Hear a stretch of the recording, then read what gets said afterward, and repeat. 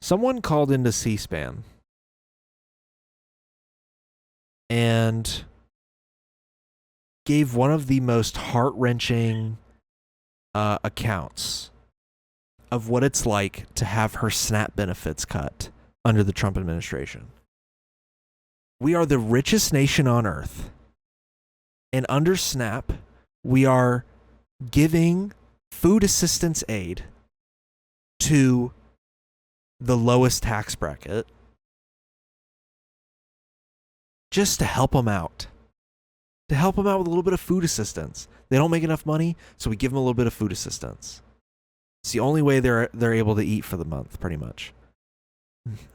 I've seen people be like, oh, they're going to buy cookies with it. Who fucking cares? Let them.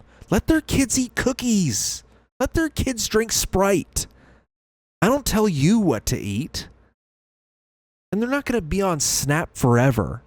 These programs are obviously not designed to be forever for these people. They don't want to be on these programs forever. I think they would prefer to live a life of comfort, not constantly worrying about, their pay, or they're living paycheck to paycheck. And, they can't afford anything better than being on SNAP assistance. Earning some form of welfare because they can't make ends meet, because their boss won't pay them what they're worth. I'm sure they want more in their life. They don't want to live in government-assisted housing like Section 8. They want something better. They're going to work towards something better. Most people on those programs don't want to be on them forever. But at the same time, I don't want them to be uncomfortable while they're on them. If they want to buy a fucking brownie on SNAP benefits, I don't give a fuck. Let them. I want them to enjoy themselves for a little bit, man. They already got it hard enough as it is.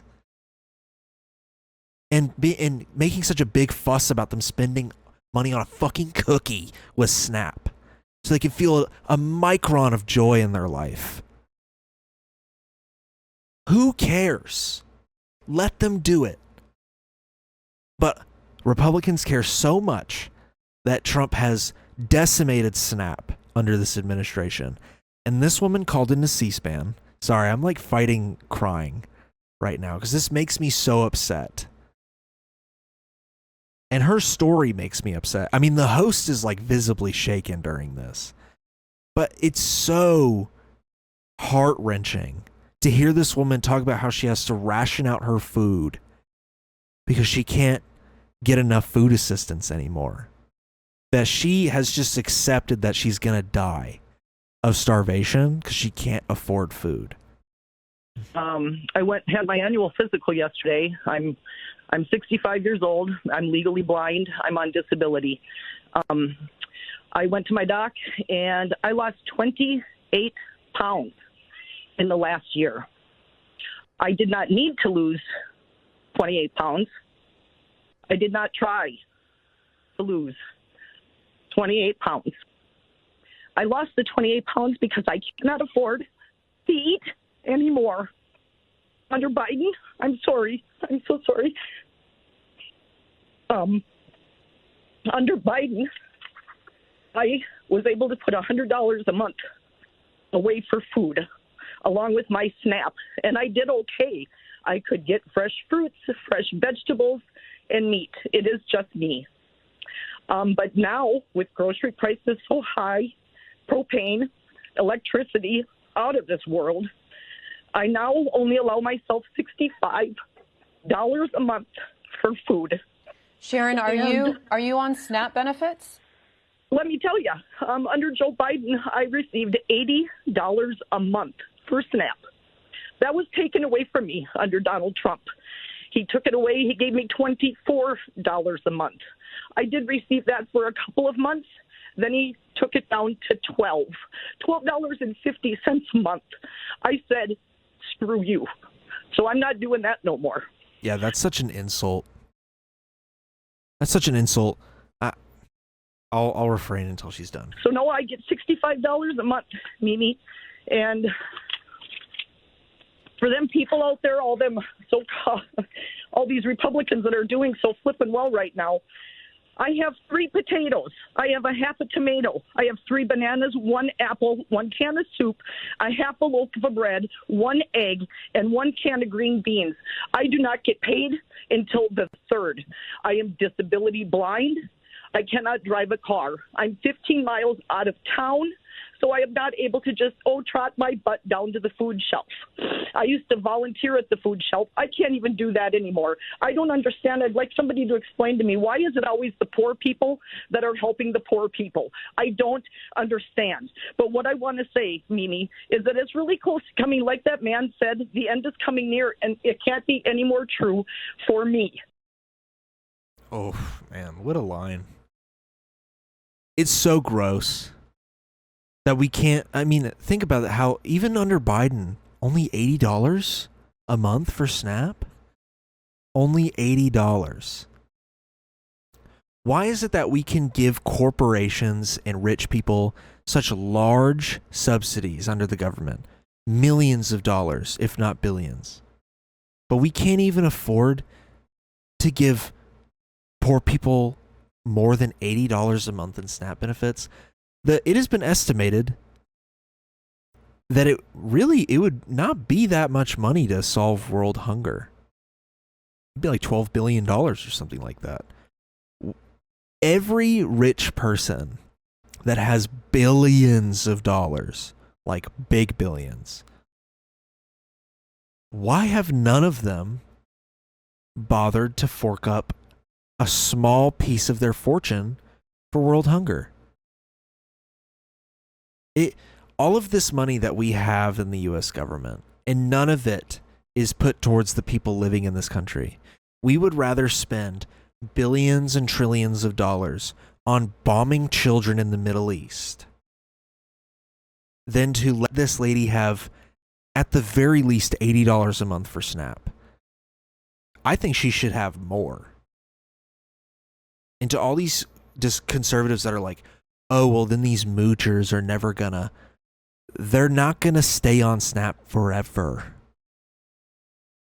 And honestly, if everyone in this country making under $1 million a year received some kind of food benefit check every month from the government, like a $300 food check from the government every month, at least, I would be so fine with that. If someone making $500,000 a year got that food benefit check, I'd be fine with it, because I know everyone making under $100,000, under $50,000, under $10,000 a year is also getting that food benefit check. You know, it's like my policy on free school lunch.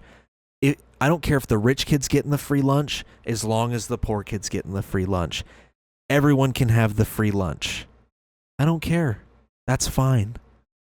I'd rather everyone have it than no one have it. $12.50 a month. What the fuck? What is that? That's disgusting.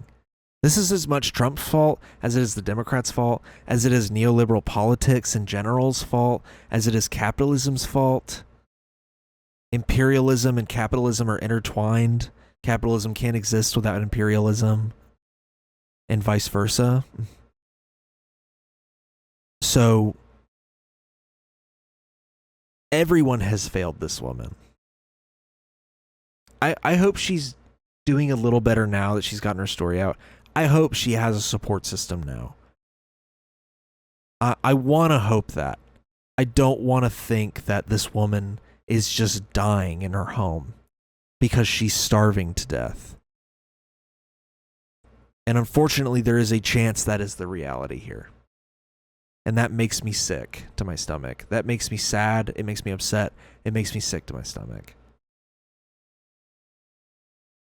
But our government would rather go to war with Iran for Israel than to give the citizens of this country basic dignity and basic needs. Basic human rights. So, I think I've said my piece on this one.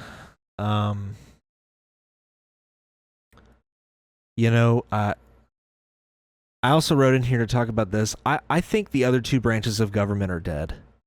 Congress refusing to invoke the War Powers Act. Congress just letting the president do whatever military action he wants, which Congress has been doing that throughout the whole history of this country. Congress has been turning a blind eye to the president's military actions the whole time this country's existed. You know, I don't think we formally declared war in like 80 years.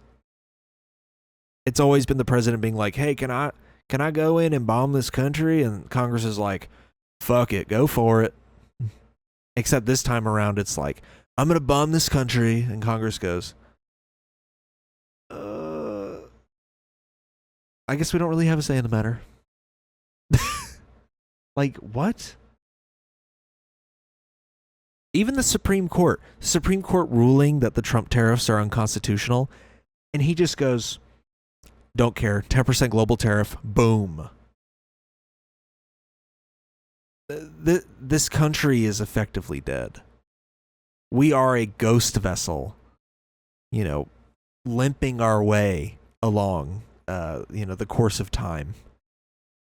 So,